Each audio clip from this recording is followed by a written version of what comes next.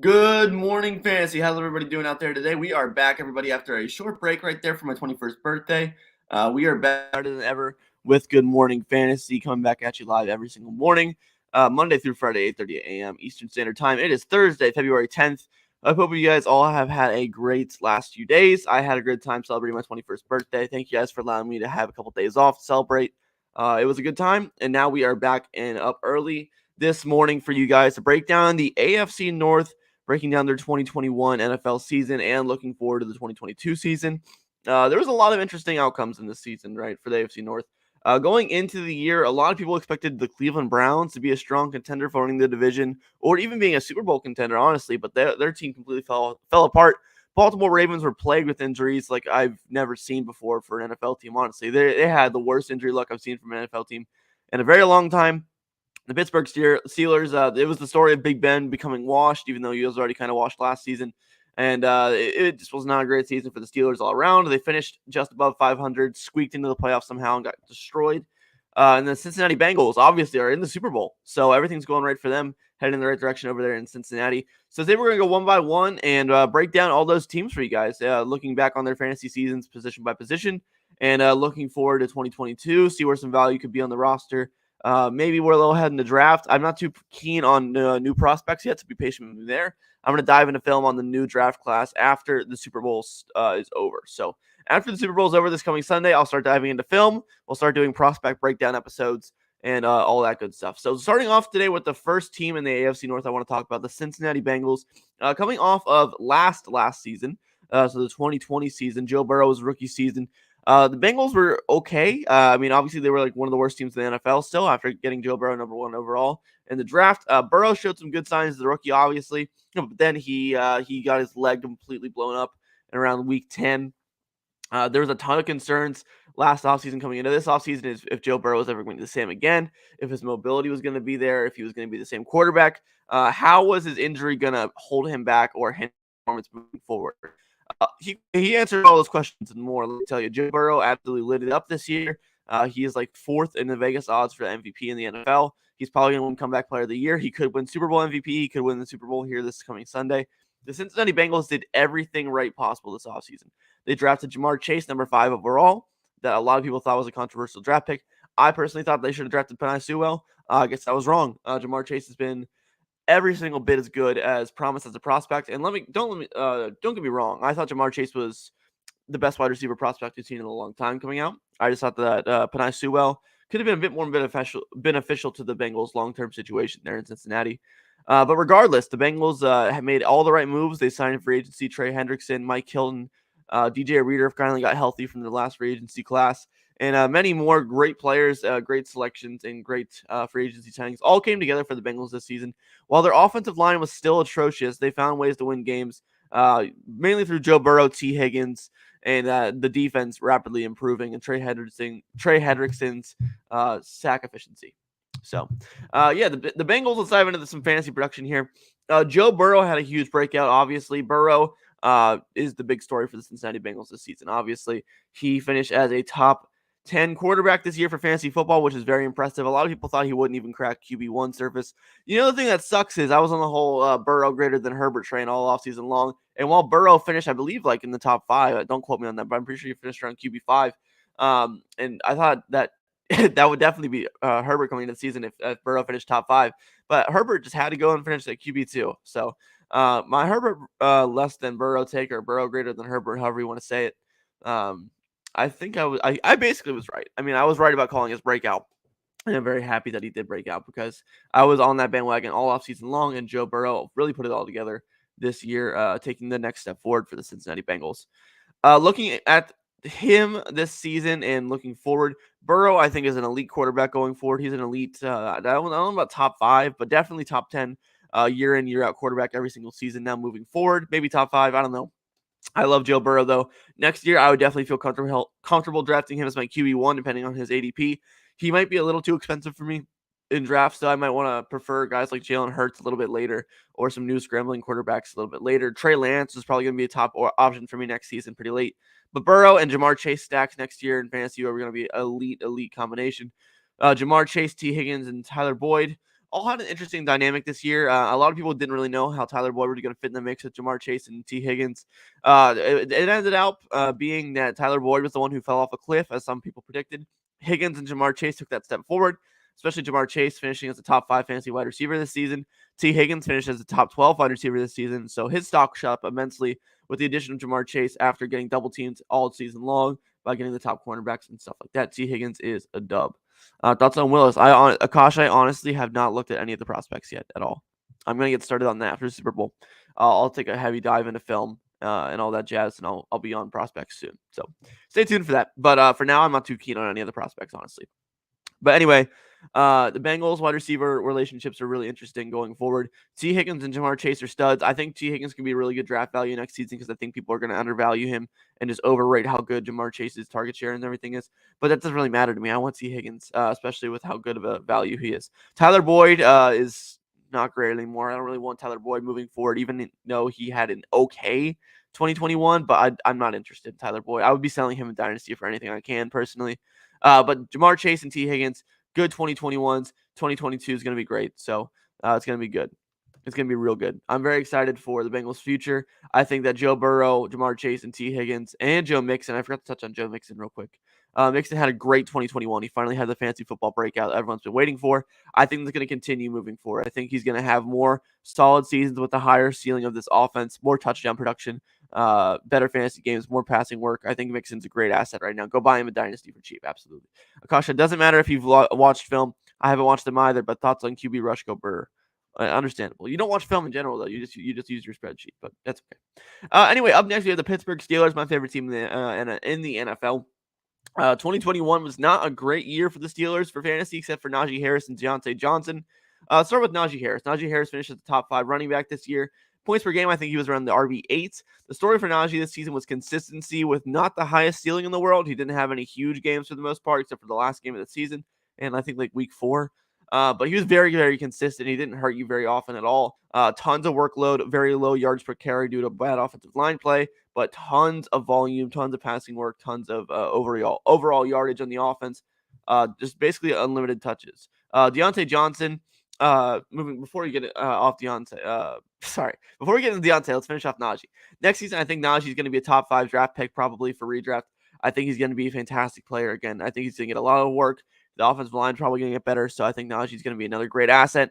Top 5 again, maybe not, just due to his health and the consistency he had this season, especially with the checkdowns from arthritic Ben Roethlisberger. But I think that he's still going to have an elite fantasy football season going forward. Najee's great. Moving on to Deontay, as Akash is saying in the chat, Deontay Beta. I love Deontay.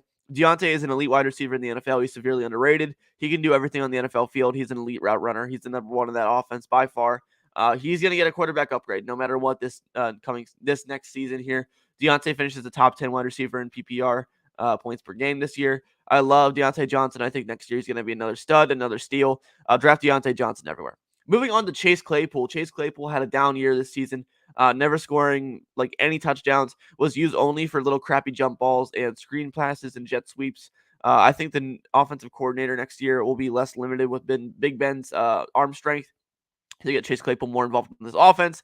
I think although Claypool had a down year in 2021, I think 2022 will be much better for him getting a quarterback upgrade who actually can drive the ball down the field. And even if they don't, I'm praying that they actually just make some changes and give him the ball in better situations, because Chase Claypool is a very talented real-life wide receiver, and I stand by that. I think he's a great value if you want to go out and get a guy who has a high ceiling and a low price tag right now, because I think a lot of people are kind of turned off by him. The way he's being valued right now kind of reminds me of how people are valuing Michael Pittman coming out of last season, just because he had low touchdowns. I think that Claypool's a nice value, absolutely. Tight end position, I think I'm not even going to touch on Juju. I think Juju's going to leave in free agency, to be honest with you. He didn't do much this year because he was injured. But go by Juju Smith-Schuster, though. He's a great wide receiver, talent-wise. Still very young. I think he's 25 years old, which is like nothing in Dynasty. Go sit down and trade offer for Juju Smith-Schuster. I think he's going to leave this coming offseason. So definitely go by Juju. Moving on, tight end, Pat Freiermuth. Eric Ebron's irrelevant, so let's hit on Freiermuth. Eric Ebron is absolutely relevant, in my opinion. Freiermuth's going to be a top 10 fantasy tight end next season and moving forward. He's a great talent, honestly. Like watching him play this season, he's very good. He's a very good, reliable, consistent tight end who has a really high upside red zone profile. I think that he's an elite production young tight end in the NFL. I'm loving him in Dynasty, especially in tight end premiums. I've had him stashed ever since rookie drafts. I swooped him up in second rounds in every rookie draft last year. I love me some Pat Freiermuth. I think he has a great upside. Quarterback position gets really interesting here for the Pittsburgh Steelers. Big Ben Roethlisberger had a down year this past season. It was time for him to ride off into the sunset with his washed arm strength and low-grade QB talent this season, to be honest with you. As Mike Tomlin would call his play, junior varsity level quarterback play. No arm strength. His average depth of target was like 2 yards. Every single third down, he would throw below the sticks. It just overall, it was not a great experience for Big Ben Roethlisberger and the Pittsburgh Steelers this year. It was not great. Next season, though, I think no matter what, we're getting a quarterback upgrade unless they leave it to Mason Rudolph and Dwayne Haskins. If they leave it to Mason Rudolph and Dwayne Haskins, I will cry myself to sleep every night. But if they add in somebody new, I think we'll be just fine. So that's my analysis over there for the Pittsburgh Steelers quarterback situation. So in reflection for the Steelers, Najee's going to be great next year after another good season this year. Deontay Johnson is a fantastic elite fantasy wide receiver one. Claypool's a good buy low. Juju Smith-Schuster's leaving in free agency, most likely go by him. Pat Freiermuth is a buy for me. Eric Ebron is irrelevant. Big Ben Roethlisberger is retired. Moving on to the Cleveland Browns. The Browns had a terrible season this year after everyone thought they would be Super Bowl contenders.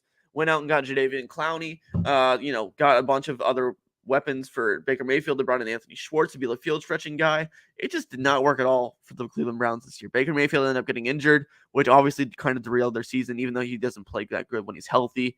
When he was injured, he could tell he wasn't healthy out there. He was playing very poorly. This run game for the Browns is always elite. Nick Chubb, fantastic fantasy value right now in dynasty leagues. Go get him. People are valuing him as like the RB15 for some reason. It's really strange. I don't know why. Nick Chubb is an elite fantasy football running back. Kareem Hunt is a very interesting fantasy football running back for me. Hunt missed a lot of time in 2021, so I think his value is extremely low right now. But in 2022, I think he'll be back to his healthy stealth.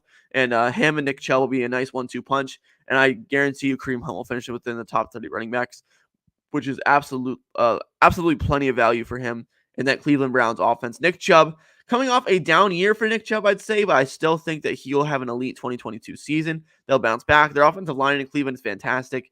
And, not much is changing. Kevin Stefanski's going to want to run the football, and Nick Chubb is the guy to do it. So I love Nick Chubb, love Kareem Hunt. Baker Mayfield, I'm not touching him in redraft fantasy football, single quarterback. If you're playing in a super flex league, obviously Baker Mayfield is going to have to be started somewhere. I still don't love him, though. I think he's very inconsistent with his contract situation looming. I'm not too sure what that's going to look like for him unless he has a really good season next year. So I'm kind of out on Baker Mayfield right now at the moment. Wide receivers here for the Cleveland Browns. I'll keep it short and sweet. Jarvis Landry is the only one that matters. Everybody else, throw him in the garbage can unless you're in a deep dynasty league. Anthony Schwartz, don't like him at all. Donovan Peoples-Jones, maybe Rashard Higgins, maybe in dynasty, but I'm not a huge fan there. Jarvis Landry really is the only one that matters. Tight ends, Harrison Bryant is an interesting dynasty stash. Austin Hooper is a streamable tight end, but nothing more, nothing less really there in my opinion. That pretty much sums it up for the Cleveland Browns. For weapons goes, Jarvis Landry is the only one that matters for redraft at all. Kareem Hunt, Nick Chubb, love him.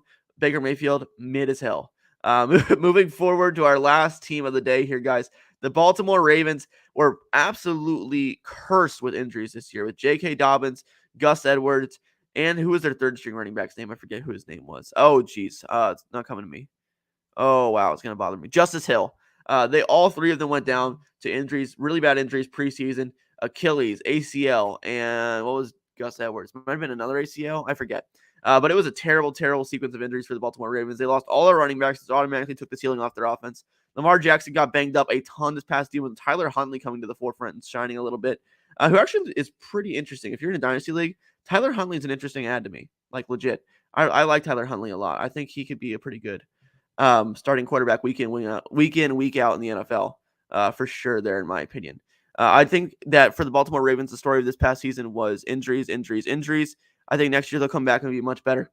Rashad Bateman is a really good dynasty ad right now. I think just reflecting on his season, Bateman showed some nice flashes for the Baltimore Ravens when he was in there, when he was healthy. He's a very capable real-life wide receiver who has a very good skill set. I liked him coming out as a prospect a ton. I think when he gets more time to gel with Lamar Jackson coming into next season, develop and take that sophomore leap, I think Rashad Bateman definitely could level up and do some nice things for fantasy football next season. I think they're still going to continue to add weapons there in Baltimore. I don't think they're done with just Hollywood Brown, Sammy Watkins, Rashad Bateman, Tylan Wallace, and Mark Andrews. I think they could still add in another guy who's more ready to produce immediately. Sammy Watkins is I'm not too interested in him next year for redraft at all. I mean, he's Sammy Watkins. We kind of know what to expect. Rashad Bateman, I'm interested as a late round flyer. But let's talk about Marquise Hollywood Brown, one of the more underrated wide receivers in all fantasy football this year. I'll keep it short and sweet for Hollywood. Buy him now. His production is not equal to his price at all. Hollywood is an absolute steal right now on value. He's a very good wide receiver with a good quarterback who likes to target him a lot. Go get Hollywood Brown immediately. Tylan Wallace is an interesting dynasty stash for me though as well. I liked his prospect profile coming out into the season, but he hasn't really done that much for the Baltimore Ravens yet. But that's okay. Mark Andrews is elite. You could argue he is the tight end one right now in redraft. That's okay. I totally understand that take if you're interested in that. Mark Andrews was an absolute dog this year. Him and Lamar tore up defenses, and Tyler Huntley tore up defenses with him too, which shows that he's quarterback proof, which is awesome. Mark Andrews is such a great talent. I think that he's, the cream of the crop as far as elite tight end production goes. So go get Mark Andrews if you can next year in redraft. J.K. Dobbins is going to be dominant next year in redraft and in dynasty. I love J.K. Dobbins moving forward. I think he's an elite prospect. I loved his film his rookie year. I loved his film coming out as a prospect. Last season, he missed it with an entire ACL tear. So I think next year he's going to come back and get healthy, come back, earn that starting running back role in one of the better rushing offenses in the NFL. Shine once again and come to the forefront. And I think he has true top 12 running back upside next season. I'm going to be drafting a absolute ton of J.K. Dobbins. So love me some J.K. Dobbins. Love Lamar Jackson moving forward as well. Had a down season this past year only due to injuries. Lamar is a great top-tier fantasy quarterback one option. Love Lamar Jackson. Love J.K. Dobbins. Love Gus Edwards, too, as a late-round flyer if he comes back healthy, and that shakes out as the top 2 running back situation right there. Rashad Bateman's an interesting flyer. Mark Andrews is elite. That pretty much sums it up for the Baltimore Ravens, guys. All right, that'll do it for today's episode, everybody. The AFC North breakdown. Tomorrow, we will be breaking down the NFC North, taking a look at the Vikings, Packers, Bears, and Lions. Going to be an interesting show. Talking about my boy Amon-Ra St. Brown, Aaron Rodgers, Justin Fields, and the Chicago Bears, and much, much more, guys. I'll see you all tomorrow. Hope you all had a great day, and thank you for making the show a part of your daily routine. Good morning, everybody, and goodbye. See you later.